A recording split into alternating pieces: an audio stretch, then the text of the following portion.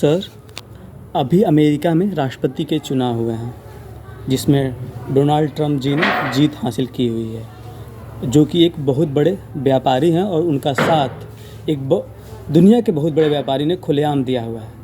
इस मुद्दे पे आपकी क्या राय है? बहुत अच्छा प्रश्न आपने उठाया है और ऐसे प्रश्न की हम लोग अपेक्षा भी करते हैं। मीडिया वाले चाहे कोई पर्सन इस टाइप के प्रश्नों को उठाएं। देखिए, मैं एक बात स्पष्ट करना चाह रहा हूँ कि अमेरिका ही नहीं, पूरी दुनिया में यदि कोई घटना घटती है तो लगभग में पैरेलल में हर देश में ऐसी ऐसी घटनाएं घटती हैं, ऐसी समस्या आती हैं और ऐसी उपलब्धियां भी होती हैं, समस्या भी आती है, उपलब्धियां भी होती हैं। हम पर्टिकुलर थोड़ा सा भारत के विषय में बात करेंगे क्योंकि हम भारतीय इस चीज़ को समझ पाएंगे और तब हम अमेरिका पाते हैं। जो आपके प्रश्न का जवाब देते हैं बस 1 मिनट में 2-4 लाइन में जवाब दे देंगे। जब अपना देश आज़ाद हुआ था तो उस समय कुछ लोगों ने बाहुबलियों का भी प्रयोग, मतलब बाहुबलियों का प्रयोग करके चुनाव जीतने लगे। हालांकि तत्काल ऐसा नहीं हुआ, आज़ादी के कुछ दिन बाद ऐसा हुआ।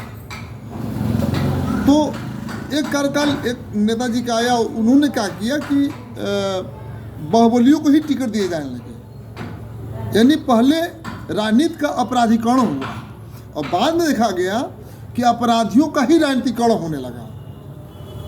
बस समझ गए? तो ऐसे ही एक तीसरा फेज आया, 2 फेज हो गया, राजनीति का अपराधीकरण और दूसरे फेज में अपराधियों का ही राजनीतिकरण। एक तीसरा फेज आया कि कुछ पार्टियां क्या कि वोट बैंक बना करके और टिकट बांटने के लिए पैसा लेने लगी, बट पैसा लेकर टिकट देती थी और वो सोशल इंजीनियरिंग भिड़ाने लगी। यानी राजनीति का क्या किया उन्होंने, व्यापारीकरण कर दिया, राजनीति का व्यापारीकरण होने लगा।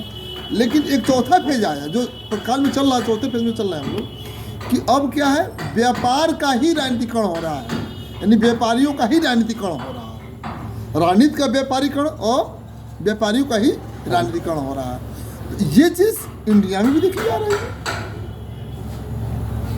आज व्यापारी वर्ग के लोग शासन सत्ता में बैठे हैं, अमेरिका में भी देखी जा रही है और विश्व के अन्य कोने में भी। यदि आप बहुत बारीकी से स्टडी करेंगे ये चीज़ कहीं ना कहीं दिखाई देगा कि व्यापारी वर्ग का अब ज़्यादा से ज़्यादा हस्तक्षेप शासन सत्ता में दिखाई दे रहा है।